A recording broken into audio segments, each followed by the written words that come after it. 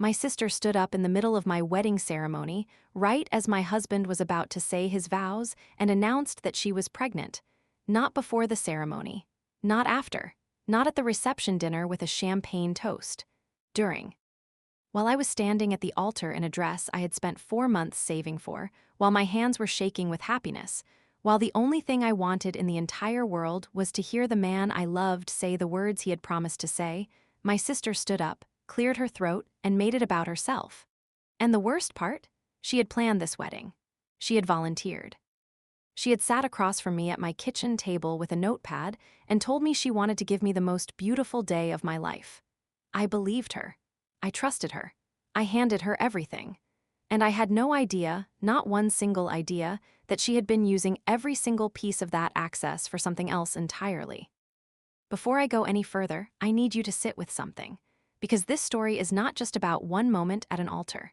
It is about 8 months of small choices that I explained away, 8 months of red flags I painted green because she was my sister and I loved her. So I want you to think about something while you watch this. When someone you love does something unforgivable, does it matter whether they planned it? Does intent change what the damage feels like? And if the people who hurt you most are the ones who also said they loved you most, what do you do with that? Stay with me. Because what happened next changed everything I thought I knew about my family, my marriage, and myself. My name is Violet, and I have spent a long time trying to figure out how to tell this story without sounding bitter. I am not bitter anymore. I was for a while. I will not pretend otherwise, but what I am now is clear. And clear is so much better than bitter, even when the truth that made you clear is one of the ugliest things you have ever had to look at. So let me start from the beginning. Not the fake beginning where everything is fine and the family is perfect. The real beginning. The one where I can already see, looking back, every sign I missed. I grew up the middle child in a family of 3 girls. My older sister Dana was always the golden one. Smart, sharp, the one who got the best grades and the most attention without ever seeming to try. My younger sister Cassie was the baby, the funny one, the one everyone adored because she had this way of walking into a room and making it feel warmer. And then there was me. Violet. I was the reliable one, the steady one. The one who kept the peace, remembered the birthdays, showed up early and stayed late, and never once asked for anything in return, because I had somehow learned very early that asking for things was not something the middle child in my family was supposed to do. I do not say this to make you feel sorry for me. I say it because you need to understand who I was before this story started, and who I became after it ended. I met my husband, Thomas, when I was 28. He was patient and quiet and made me laugh at things I had not laughed at in years. We dated for 2 years before he proposed, and when he did, it was simple and private and exactly right. No big crowd, no performance. Just the 2 of us on the back porch of the house we had started renting together, and a small ring that had belonged to his grandmother, and him on one knee looking at me like I was the only answer to a question he had been asking his whole life. I said yes before he finished the sentence. We planned to have a small wedding, 60 people, nothing extravagant. I wanted flowers and soft lighting and the people who actually mattered to us. Thomas was happy with whatever I wanted. He just wanted to be married to me. The first person I called after Thomas was my younger sister Cassie, not Dana. I want you to hold on to that detail. I called Cassie first because Cassie was my person. She was the one I talked to when things got hard. She was the one who drove 4 hours in the middle of the night once because I was crying and could not explain why. She was the one who made me feel like I was lovable on the days when I forgot. Cassie screamed when I told her. She cried. She asked to see the ring over video call and then cried harder because it had Thomas's grandmother's stone in it, and she said that was the most romantic thing she had ever heard. She asked me every question a sister asks. When is the date? What colors? Can I do a reading? Can I help with anything? And I said yes. I said yes to all of it. Dana found out 2 days later. I called her separately, like I always did, because Dana and Cassie had a complicated relationship that I was always trying to manage from the middle. Dana congratulated me in the way she congratulated everything, efficiently, like she was checking a box. She asked a few questions, told me she was happy for me, and then very casual. Why mentioned that she had some experience with event planning from her job, and that if I needed any help organizing things, she would be glad to step in. I thanked her and did not think much more about it. 3 weeks later, Cassie called me. She was upset, which was unusual for Cassie. She told me that Dana had been reaching out to wedding vendors in our area, not casually, not just browsing. She had been contacting florists and caterers and photographers, introducing herself as the wedding planner for my event. She had been asking for quotes and availability windows and sending emails on my behalf without my knowledge.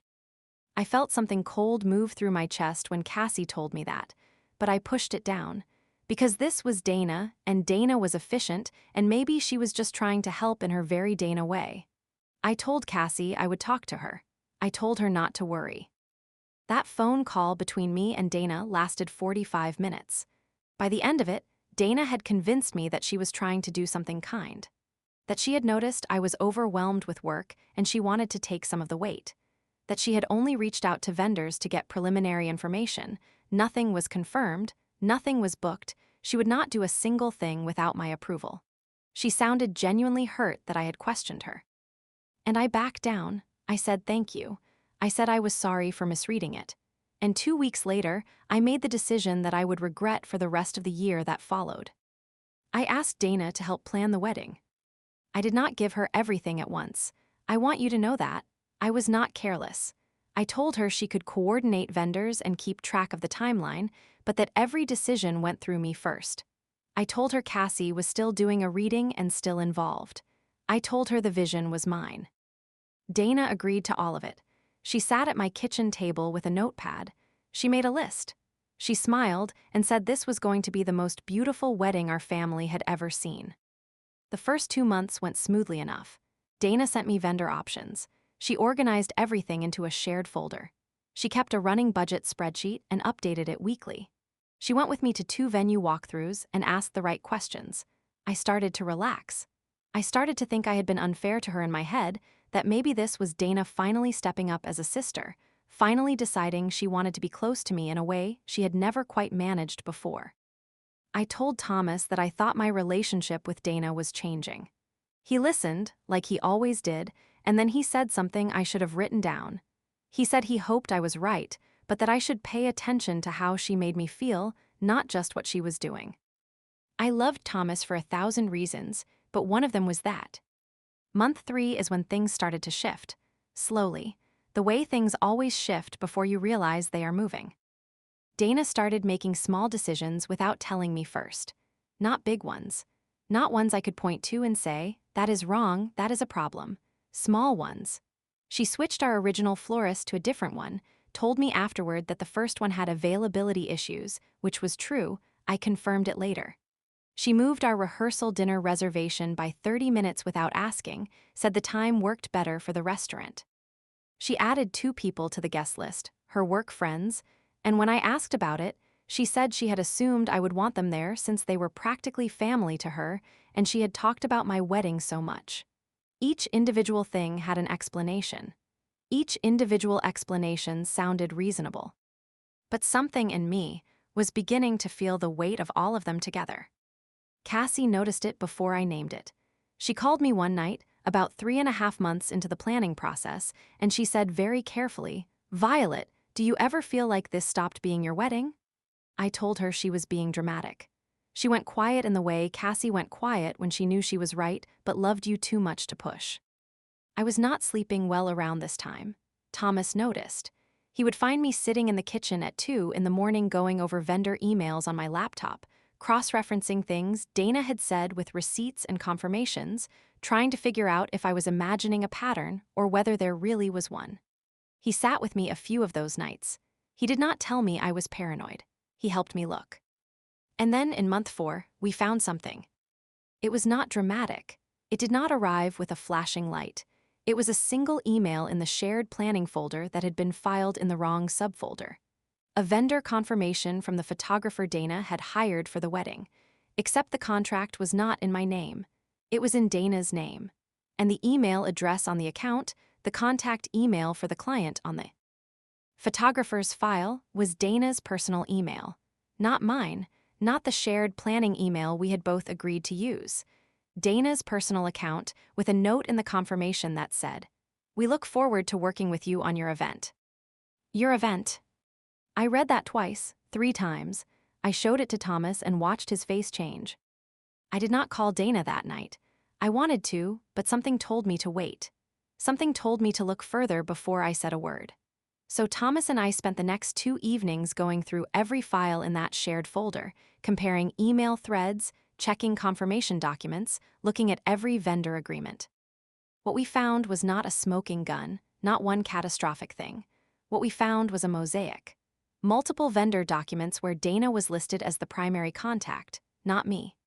2 vendors who, when I emailed them directly for the first time introducing myself as the actual bride, responded with confusion and said they had been communicating with my coordinator. 3 budget line items that had been reallocated to services I had never approved. A catering upgrade I had specifically said was out of budget, now quietly included. The cost absorbed from a line item I had not reviewed in 6 weeks. It looked to someone on the outside like Dana was planning a wedding, her own wedding, not mine. I still did not know why. That was the part I could not make sense of. We were not in a dispute over anything. There was no inheritance at stake, no competition between us that I could name. Dana was not engaged. She was not in a serious relationship. She had a good job. She did not need my money. I could not find the motive, and without a motive, I kept second-guessing myself. Kept wondering if this was all just control for its own sake. Dana's nature made large and intrusive, nothing more sinister than that. Then Cassie called me, and she was not careful this time. She had been at a dinner with some mutual family friends, a couple our parents knew from years ago. And at this dinner, one of the women at the table had asked about my upcoming wedding with great enthusiasm, and when Cassie confirmed she was my sister, the woman had leaned forward and said, "Oh, your sister Dana has been so excited about it. She talks about it constantly. She's been telling everyone she's the one really making it happen." Cassie said the woman meant no harm by it. She was just making conversation. But what the woman said next was the part that made Cassie's blood go cold. She said Dana had been telling people that the wedding planning was like a trial run for her. That she was launching a wedding planning business and my wedding was her portfolio piece. That she was going to use the photos, the vendor relationships, the whole event as the foundation for her new business. My wedding, my day, my photos, my vendors, my flowers, my one and only time. All of it without my knowledge, being used to launch someone else's career. I sat on the floor when Cassie told me that. I am not exaggerating. My legs just stopped working, and I sat down on my kitchen floor and held the phone and breathed very carefully because the alternative was to start screaming and not stop. Thomas found me there. He did not ask what happened right away. He just sat down on the floor next to me and waited until I could talk. When I told him, he was quiet for a long time, and then he said, "What do you want to do?" That question, that single, clean, respectful question. He did not tell me what to do. He did not get angry on my behalf, though I could see that he was. He asked me what I wanted. And in that moment, I understood, again and more deeply than ever before, exactly why I was marrying him. I said I wanted to handle it carefully. I said I did not want to burn everything down right before our wedding. I said I needed to think. What I did not say, but what was already forming very quietly in the back of my mind, was that I was not going to let this go. Not after the wedding. Not ever. But I needed to be smart about it. I needed to know exactly what Dana had done, all of it, before I moved a single piece on the board. So I started documenting. Quietly, methodically. I forwarded every suspicious email to a private folder only I had access to. I called 3 of the vendors directly, introduced myself, and in the most natural way I could manage, confirmed the details of our agreements. During those conversations I asked, without making it obvious, who their primary point of contact had been and what name was on their business files. I took screenshots. I saved dates and times. I also called my cousin Renee, who was a paralegal and who had more practical sense than anyone else I knew. I did not tell her everything. I told her enough. I asked her a quiet question. If a person used another person's event, their name, their connections, and their photographs to build a commercial business without permission, was there any legal angle to that? She told me she would look into it and get back to me within a week. While I waited, I kept showing up. I kept answering Dana's planning emails with normal responses. I kept saying thank you when she sent me updates. I kept the warmth in my voice on our phone calls because I needed her to believe that nothing had changed, that I still trusted her, that I was still the same Violet I had always been, the one who smoothed things over, who gave the benefit of the doubt, who kept the peace. Performing, that was one of the hardest things I have ever done. Renee called me back on a Thursday evening. She had spoken to an attorney friend of hers, informally, just a conversation. She said the situation had some real teeth to it. Using someone's personal event as a portfolio piece for a commercial business, especially without written consent, especially while misrepresenting yourself to vendors as the primary decision-maker, opened up potential questions around misrepresentation, unauthorized use of likeness and event materials depending on the photographer's contract language, and possibly a civil claim if Dana profited. None of it was simple. All of it was real. I thanked Renee. I asked her to hold on to everything she had found. And then I opened my laptop and I looked at the photographer's contract one more time. Because I had remembered something. The photographer's contract, the one filed in Dana's name, had a clause about image rights. Standard in most photography agreements. It specified who owned the event images and who had rights to use them commercially. The contract named Dana as the client. If Dana was the client of record, she potentially had claim to usage rights that should have been mine. And if she had usage rights, she could use those wedding photos. My wedding photos, photos of me in my dress, photos of Thomas and me at our altar, photos of the most private and sacred day of my life, as marketing material for her business. I closed the laptop and sat very still for a very long time. Then I picked up the phone and called a real attorney, not a family friend, not a cousin's contact, a licensed professional with a clear specialty in contract disputes. I made an appointment for the following week. I told Thomas. I told no one else. The attorney appointment was a turning point, but not in the way I expected. The attorney, a calm woman named Ms. Park, looked at everything I brought her. The contract, the email records, the vendor confirmations, the budget reallocations, and she told me something that reframed the whole picture. She said the most important thing I could do right now, before the wedding, was to regain control of the vendor agreements. Not to sue, not to confront, not to blow anything up.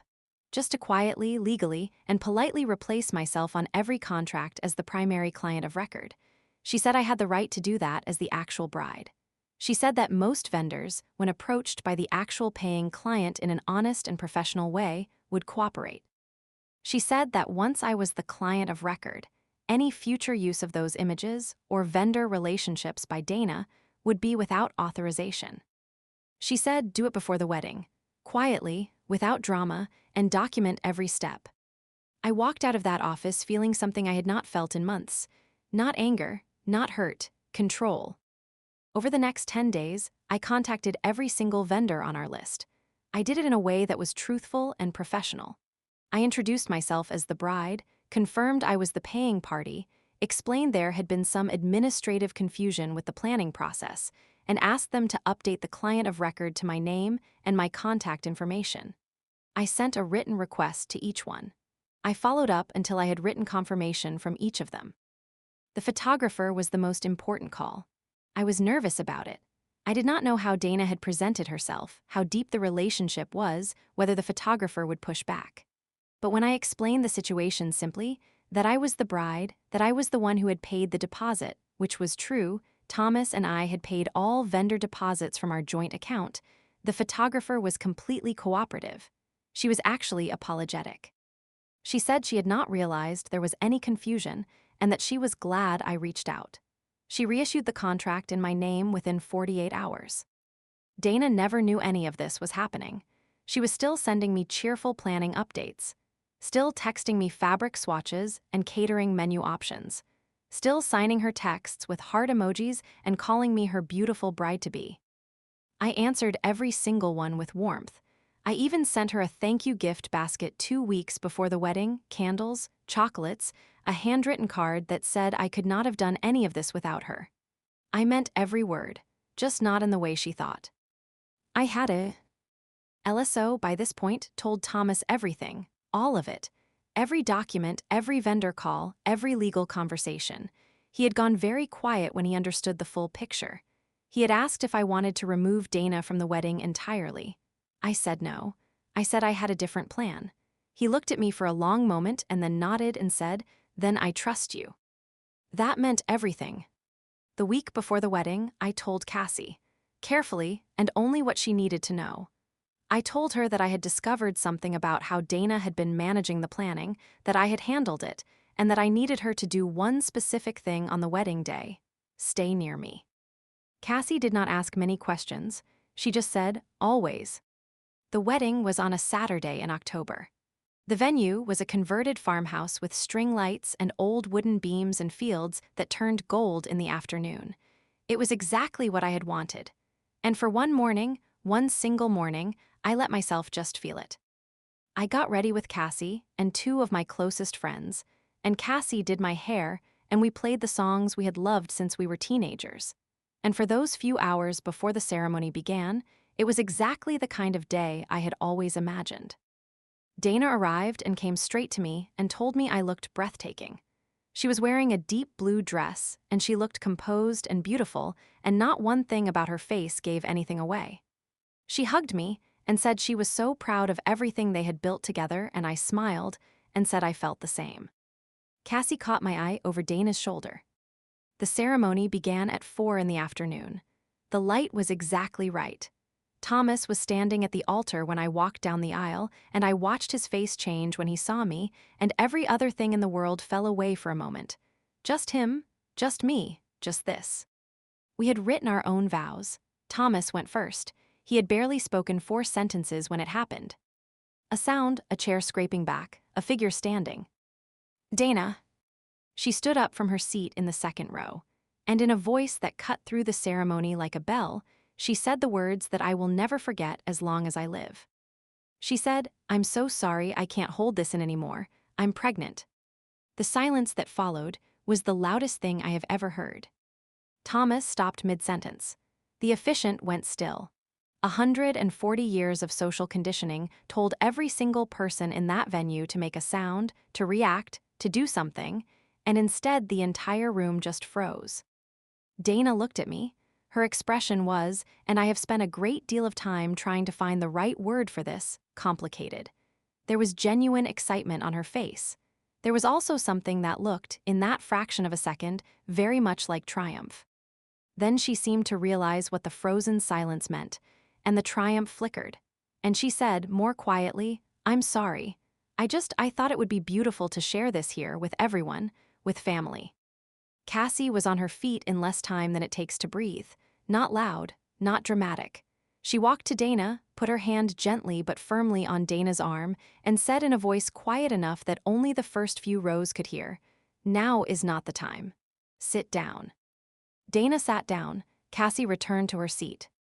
Thomas looked at me. He was calm. He was steady. He took my hands in both of his and he said, quietly enough for just the two of us, "I am only looking at you." And then he finished his vows, all of them, every word, as though the last 30 seconds had never happened. I said my vows with my whole heart. My voice shook once, only once. I did not look at Dana. When the officiant pronounced us married and Thomas kissed me, the room applauded, and I felt the warmth of it, the genuine love of everyone who was actually there for us. But underneath it, like a splinter still working its way deeper, was the knowledge of what had just happened. What Dana had just done, at the altar, during the vows. The reception was its own country. People congratulated us, they danced, the food was beautiful, the flowers were everything I had wanted. Thomas never left my side. Dana circulated through the room and accepted congratulations on her pregnancy. People were warm to her because people are generous at weddings, and because most of them did not understand what they had just witnessed. A few people came to me privately and said things with their eyes that they could not say out loud, a squeeze of my hand, a long look, a hug that lasted 2 seconds longer than usual. My maid of honor, a woman named Bex who had known me since college, pulled me into the bathroom at one point and held my face in her hands and said, "You are the most composed person I have ever seen in my life, and I love you completely, and we are going to talk about all of this tomorrow." I laughed, my first real laugh of the evening, and that was enough tea. Oh, get me through the rest of the night. Thomas and I left for our honeymoon 4 days later. A week on a quiet island where the only decisions we had to make were what to eat and whether to swim before or after lunch. I did not contact Dana. I did not contact Dana's partner, a quiet man named Greg who had been sitting beside her at the ceremony and who had looked almost as surprised by her announcement as the rest of us. I did not read any of the family messages in the group chat, which I had muted before we boarded the plane. Thomas and I talked about everything on that trip. The wedding, what Dana had done, what I had already done in response, and what I still wanted to do. He never told me to let it go. He never told me to be the bigger person. He trusted my sense of what was right and wrong, and he asked me the same question he always asked. What do you want? What I wanted was for the truth to be known, not announced, not broadcast, known. I wanted the vendors to know who the real client had been. Done. I wanted the photographs to belong to me. Done. I wanted Dana's plan to build a business on the back of my wedding to fail quietly and completely. For that one, I had a few more steps to take. I came home from the honeymoon on a Sunday. On Monday morning, I sent a calm, professional email to every vendor we had worked with, thanking them for their service at my wedding and confirming that all future use of event photographs or event details would require my written authorization as the client of record. I CC'd Ms. Park on every email. I kept the tone friendly. It was not a threat. It was a paper trail. Then I wrote a letter. Not to Dana, to the photography studio. I explained, simply and without drama, that I had become aware the previous coordinator may have communicated something about future commercial use of my wedding photographs, and that I wanted to formally confirm that no such use had been authorized by me and that all image rights remained with me as the contracted client. Ms. Park reviewed it before I sent it. The studio responded within 2 days, politely, professionally, confirming my rights. That same week, Dana called me for the first time since the wedding. She called 3 times on Monday. I did not answer. She called twice on Tuesday. I did not answer. On Wednesday, she sent a text that said, "Violet, I know what I did was wrong. I am so sorry. Can we please talk?" I read it, I set the phone down, I waited 2 days, and then I called her back. The conversation lasted almost an hour. Dana cried. She apologized. She said she had not planned to say anything at the ceremony, that she had been holding the news for weeks, and it had just come out that she was overwhelmed by emotion.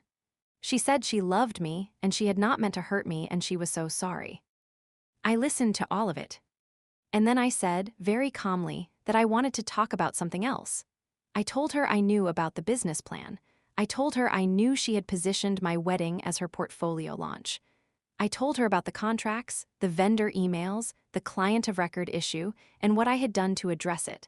I did not raise my voice once. The silence on Dana's end lasted long enough that I checked the phone to make sure the call had not dropped. When she spoke again, her voice was different. The softness was gone. She asked me how I had found out. I told her it did not matter. She said she had not been doing anything wrong, that she had genuinely been helping me. I told her the facts did not support that, and she knew it. She said she was family and family helped each other. I told her using someone's wedding without their permission, regardless of the relationship, was not help. It was something else. She hung up. I sat with the phone in my hand and felt, for the first time in 8 months, like I could breathe all the way down to the bottom of my lungs.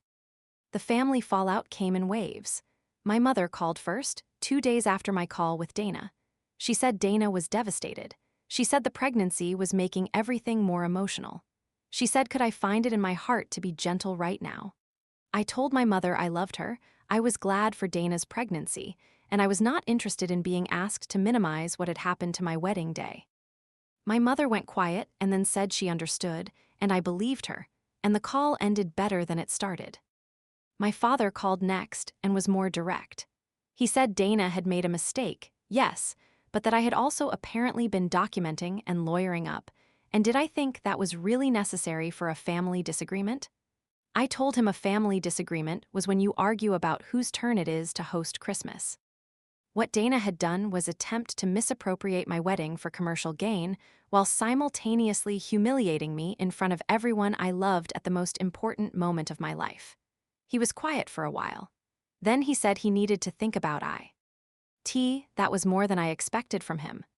Greg, Dana's partner, reached out through a separate message, not to defend her, just to say he was sorry for what had happened and that he had not known about any of the business plan. I thanked him. I believed him. He struck me as the kind of person who loved someone complicated and did the best he could. Cassie called every day. She did not ask me to forgive or forget or move on. She just called, and we talked about normal things, and occasionally we talked about this, and she told me repeatedly that she was proud of me, that I had handled everything with more grace than anyone had any right to expect. 3 months after the wedding, Dana sent me a message asking if she could visit. She said she had been doing a lot of thinking. She said she wanted to show me something. I said she could come, but that I wanted her to know the visit was just a conversation, not a reconciliation, and that Thomas would be home. She came on a Sunday afternoon. She sat in my living room and she looked different, smaller somehow. The precision that usually defined her had gone soft at the edges in the way pregnancy sometimes softened people who had always been armor-plated. She did not make excuses this time. She said she had been jealous of my wedding, that she had wanted something like it, the love, the celebration, the center of everyone's attention for so long, and that somewhere in the process of helping me, she had confused helping with having. She said she knew that did not make it right. She said she did not know how to ask for forgiveness because she was not sure she deserved it. I listened to all of it. I told her that I was not ready to act as though nothing had happened, that I could not be her sister in the old way right now, the way where I managed the peace and absorbed the damage and moved on because I loved her. I told her I was learning how to love people without losing myself in the process, and that included her. I told her that if she wanted a real relationship with me, she would need to show me over time that she understood what real meant, not in words, in behavior. She nodded. She cried again, but quietly this time. Not the kind of crying that asks for something, just the kind that releases. Before she left, she told me she had not launched the business, that she had looked at the plan after everything happened and could not bring herself to do it. That looking at the vendor files and the photography portfolio she had been building and thinking about what she had done to get them, it did not feel like a foundation. It felt like a wound. I told her that might be the most honest thing she had ever said to me. She left. Thomas brought me a cup of tea. We sat on the couch and he put his arm around me, and for a while neither of us said anything. The October light came through the window at a low angle, and it was very quiet and very still. I thought about the last year and a half, about all the times I had explained Dana's behavior to myself, given her the benefit of the doubt, smoothed it over. About sitting on my kitchen floor when Cassie told me the truth. About calling Ms. Park with shaking hands and making my voice steady anyway. About standing at the altar with my hands in Thomas's hands while the room held its breath around us. I thought about what I had learned about myself, that I was stronger than I had been performing myself to be for years, that the kindness I had always been recognized for did not require me to be a surface that other people could build on without asking. That being emotionally intelligent did not mean absorbing damage endlessly and calling it grace. That you could love someone and still hold a boundary. That some truths, when told calmly and clearly, were more powerful than any fight had ever been. I have not fully forgiven Dana. I want to be honest about that. I think forgiveness, real forgiveness, takes longer than most people admit, and rushing it does not serve anyone. What I have done is release the heat of it. The anger is mostly gone. What is left is more like sorrow, for what she chose to do, for what it cost her in the end, for the version of us that existed before I knew what she was capable of. My wedding photographs are beautiful. I look at them sometimes. Thomas in his dark suit, me in my dress, the October light on the wooden beams, Cassie crying during the reading, the flowers I had described to 3 different florists over 4 months until one of them got it exactly right. Mine, all of it mine. And in one photograph, not one I planned, just one the photographer caught in a quiet moment, you can see the exact second Thomas finished his vows. My face is turned toward his, and he is holding my hands, and his expression is one of the most certain things I have ever seen on a human face. Like there was nothing in the room that could reach him. Like the only thing that existed was me. Dana is not in thaw. Photograph, she is there, somewhere in the rows behind us, but you cannot see her. The photographer does beautiful work. It is mine now. I am not telling you this story because I want you to hate my sister. I do not hate her. I am telling it because I spent years believing that keeping the peace was the same as keeping the people I loved. I confused those two things for a very long time, and it cost me more than I can easily name. If you are watching this and you are in the middle of your own version of this, if there is someone in your life who you keep explaining, keep excusing, keep giving the benefit of the doubt to, I am not going to tell you what to do. Only you know your situation. But I will say this: document everything. Know your rights. Ask yourself not what they meant to do, but what they actually did. And remember that you are allowed to love someone and still refuse to be used by them. Those two things can exist at the same time. Drop a comment and tell me what you would have done. And if this story reached something in you, you know what to do.